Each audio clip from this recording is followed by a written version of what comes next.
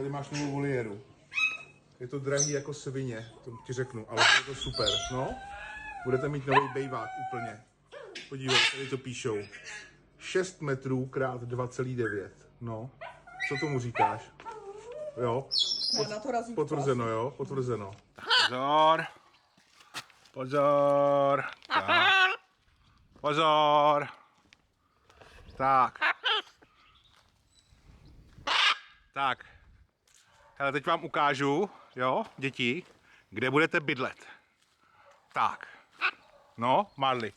Marley, nech to bejt. Marley, koukej, hele. No.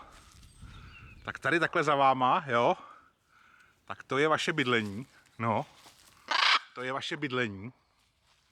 No. Vidíš? Tady, no. Tady budete mít dveře. Vidíš, koukej, si tam podívat. Hele, no. Tam takhle budete. No. Tak. Zavřem ty dveře, jo. Zavřem ty dveře. No.